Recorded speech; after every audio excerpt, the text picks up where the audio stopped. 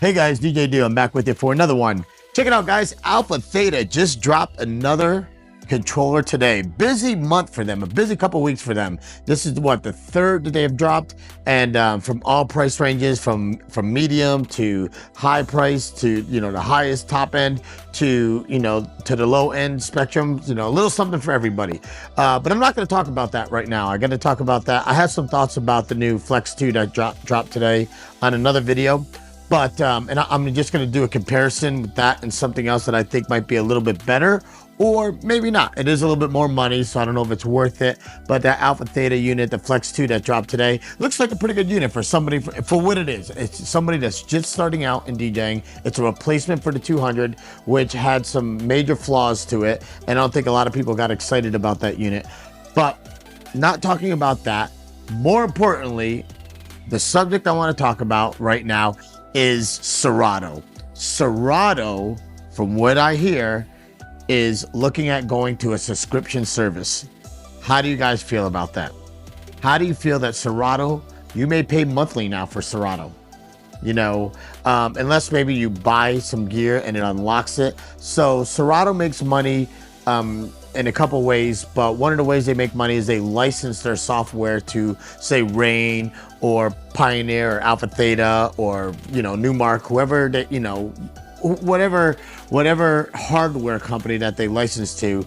With the acquisition of the Pioneer of Alpha Theta trying to buy Serato, now that looks like that probably fell through, they have to figure out how they're going to generate resources for more R&D, for more research and development, and how to keep their software competitive with other softwares that are making a huge showing right now, like DJ Pro, Algorithms DJ Pro, huge showing right now. Rekordbox, they just upgraded their stems. Do I like Rekordbox as far as the DJ software? No. Is it great for exporting and library management? Yeah. But that's if I'm using thumb drives, because I do use Rekordbox in that capacity. But Serato has been my main software since day one, since Scratch Live. God knows when I bought it. I couldn't even tell you when I bought the software, but I've had Serato DJ Pro forever. Forever, almost since day one. And it has been my go-to software, although I've been sampling and dipping into other softwares. And I know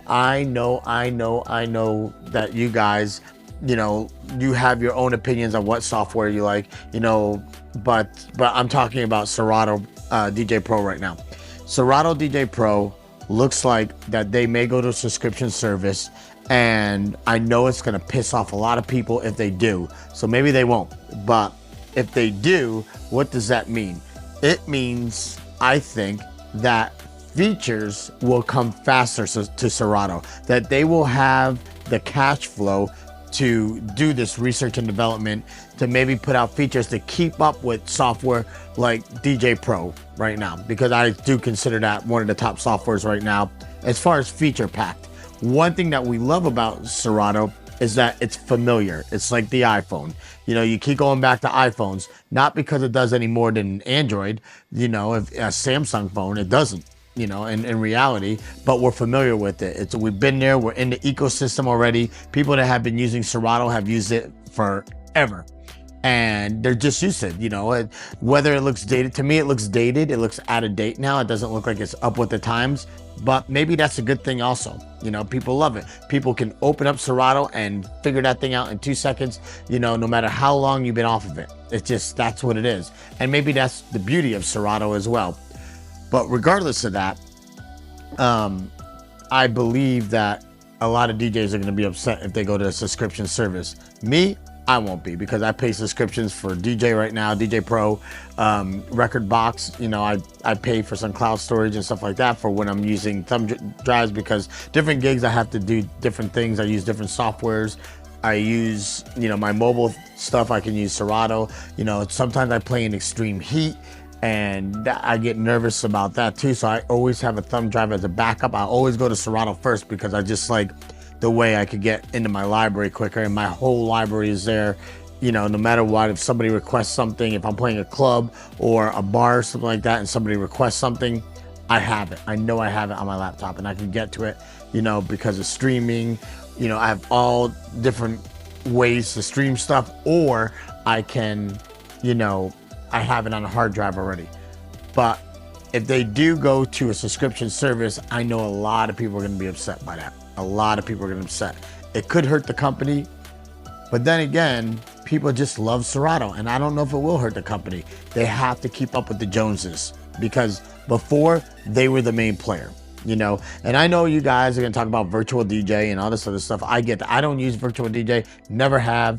Not saying I won't. I do want to try it eventually. I don't know what their plans are, if they're subscription or did their outright pay outright. I know that they unlock all the hardware. I know that's an incredible thing. I know their video features are great. Serato definitely needs an update on their video situation. A lot of people do video mixing and stuff like I do in some of my clubs. At 50% of the clubs that I do, we have to be able to do videos. A lot of the places I play in Vegas, we run video feeds to them, and I don't bring a videographer with me. I want to be able to control all of that myself. So what I use is Mix Emergency, but that's a whole nother video. I don't use the Serato video function. But that being said, I want to hear your comments. What do you think about Serato going to a subscription service? And I don't think it's guaranteed yet. I know that there's been some discussions from within the company regarding this, and you know, I don't know if they're gonna do it, to be quite frank with you. But I know that this discussion is there. I'm sure it's been there for probably a couple years already that they've been speaking of it. And now that this Pioneer deal didn't go through, I don't know what's going to happen. So with that, leave your comments. Hopefully I deserved a thumbs up and a like and a subscribe to me, or do whatever. And I hope you guys have a wonderful Halloween, and I'll see you on the next one.